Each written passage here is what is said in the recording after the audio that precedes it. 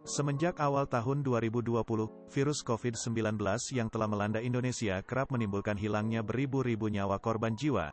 Namun, di balik tirai besar pandemi corona ini, ada banyak peristiwa yang tidak kalah penting untuk diamati dan diulas. Simak video berikut.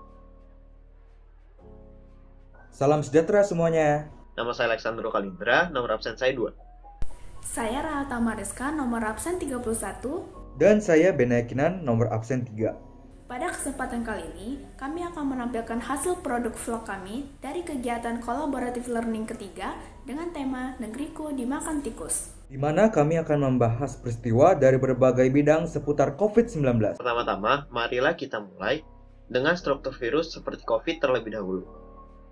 Struktur virus corona terdiri dari lapisan lipid ganda amplop dengan protein membran dan envelope atau selubung tebal pembentuk struktur virus dengan nukleokapsid pelindung informasi genetik RNA di dalamnya. Di lapisan terluar terdapat protein spike seperti tonjolan dalam mahkota yang dapat menginfeksi sel epithel protein angiotensin converting enzim manusia. Virus corona dapat berkembang biak dengan cara memecah diri, mereplikasi diri, dan bermutasi. Walaupun virus COVID-19 terkesan menyeramkan, jangan sampai tergeneralisir ya. Berbeda dengan stigma masyarakat pada umumnya, selain jenis virus yang merugikan seperti virus dengue, ada juga virus yang menguntungkan di kehidupan manusia sehari-hari loh, yaitu virus MMR. Maaf, salah gambar. Itu tadi bukan gambar virus MMR, melainkan Protozoa protista foraminifera. Kalau untuk gambar virus MMR adalah yang ini. Sama halnya dengan virus, sebagian protista juga dapat menguntungkan dan merugikan kehidupan manusia. Contohnya, protista yang menguntungkan yaitu seperti Foraminera yang merupakan kelas Algae dan Entamoeba coli kelas Protozoa. Plasmodium yang merupakan kelas Algae, sedangkan protista yang merugikan yaitu seperti dan Toxoplasma gondii dari kelas Sporozoacida. Lalu, dari semua jenis virus dan protista tersebut, mengapa yang menjadi sorotan utama dari publik hanyalah virus COVID? Jawabannya adalah karena kecepatan dari laju penyebarannya. Nih teman-teman, coba lihat deh. Di sini kita memiliki sebuah grafik kecepatan yang menampilkan data angka penyebaran virus corona. Oh iya, kalian tahu tidak sih garis apa yang digunakan untuk menggambarkan data di atas? Jawabannya adalah garis vektor. Apa itu vektor? Vektor atau besaran vektor adalah besaran yang memiliki nilai dan arah berbeda dengan besaran skalar yang hanya memiliki nilai. Contoh dari vektor adalah perpindahan dan gaya.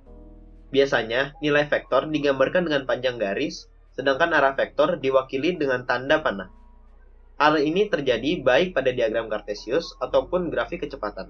Nah, coba kita amati ulang gambar grafik kecepatan yang telah kita lihat tadi. Berdasarkan grafik tersebut, angka penyebaran virus corona masing-masing hari diwakili oleh titik koordinat. Sedangkan, seiring berjalannya waktu, arah panah vektor akan mengarah ke atas jika laju penyebaran menjadi lebih cepat dan mengarah ke bawah jika laju penyebaran menjadi lebih lambat. Semakin drastis perubahan laju penyebaran virus corona, semakin panjang juga garis grafik kecepatannya. Kemudian, data angka penyebaran virus corona per harian ini bisa ditampilkan dengan 3 cara untuk menyatakan vektor, yaitu vektor baris, vektor kolom, dan vektor basis. Hasilnya kurang lebih adalah sebagai berikut. Nah, data statistik penyebaran virus corona tadi bukan hanya bisa ditampilkan dalam bentuk grafik kecepatan saja loh, namun juga dapat ditampilkan dalam bentuk diagram fungsi. Berbicara mengenai fungsi, marilah kita mendalami lebih lanjut mengenai konsep fungsi, inverse, dan komposisinya. Fungsi adalah suatu relasi yang menghubungkan setiap anggota domain dengan anggota daerah kodomain. Sedangkan fungsi inverse adalah sebuah fungsi yang berkebalikan dari fungsi asalnya. Ini dia contoh ilustrasinya. Sebuah fungsi dapat dikatakan memiliki inverse jika fungsi tersebut berjenis bijektif, sehingga setiap anggota dari daerah kawan hanya dan harus memiliki tepat satu pasangan dengan daerah asal, sehingga jumlah anggota di daerah domain dan kodomainnya sama. Fungsi invers sendiri memiliki beberapa sifat, yaitu nomor 1 dan nomor 2 dihasilkan dari mengkomposisikan suatu fungsi dengan inversnya atau sebaliknya. Nomor 3 menandakan bahwa jika suatu fungsi invers diinvers kembali, maka ia akan kembali ke fungsi awal. Nomor 4 dan nomor 5 merupakan sebuah indikasi bahwa sebuah fungsi merupakan bijektif. Lalu setelah fungsi invers, kita juga mengenal yang namanya fungsi komposisi. Fungsi komposisi merupakan penggabungan sebuah operasi dua jenis fungsi sehingga menghasilkan sebuah fungsi baru. Berikut adalah gambar fungsi komposisi dari grafik data infeksi corona. Berbeda dengan fungsi yang pada umumnya hanya memiliki satu buah himpunan, fungsi komposisi mempunyai 3 buah fungsi dan himpunan, yaitu fx, gx, dan hx. Dari segala rangkaian data tersebut, kita dapat menyimpulkan bahwa angka infeksi virus COVID-19 kiat meningkat seiring terlewatnya hari. Lalu, apakah pemerintah telah menunjukkan usaha untuk menghentikan laju penyebaran COVID-19 yang nyata dan konkret? Tentu saja sudah. Pada bulan Desember kemarin, pemerintah Indonesia telah melakukan negosiasi kerjasama dengan beberapa perusahaan kesehatan, baik lokal seperti PT Bio Farma dan perusahaan luar negeri seperti Sinovac, Novavax, AstraZeneca, dan lain-lain dalam upaya mengimpor vaksin corona. Ingat ya, negosiasi itu penting karena pihak-pihak yang berkepentingan perlu membuat kesepakatan bersama dengan cara menemukan titik tengah dari suatu permasalahan yang menuntut penyelesaian bersama sehingga dapat menemukan jalan keluar yang saling menguntungkan. Seperti negosiasi pada umumnya, negosiasi antara pemerintah Indonesia dengan perusahaan luar negeri memiliki unsur kebahasaan, yaitu terdapat partisipan yang terlibat, menggunakan bahasa santun, perbincangan dengan pasangan tuturan, di mana penutur dan mitra tutur saling balas-membalas dalam bertanya jawab, bujuk-membujuk persuasif, kalimat deklaratif faktual, kalimat interrogatif yang menyatakan pertanyaan, dan menghasilkan kesepakatan menguntungkan yang mutual. Lalu teks negosiasi memiliki struktur berupa orientasi, permintaan atau pengajuan, pemenuhan, penawaran, persetujuan, dan penutup. Lalu, konsep apa yang menjadi landasan dasar dari kewajiban pemerintah untuk mengusahakan vaksinasi kepada seluruh rakyat Indonesia? Jawabannya adalah wawasan Nusantara.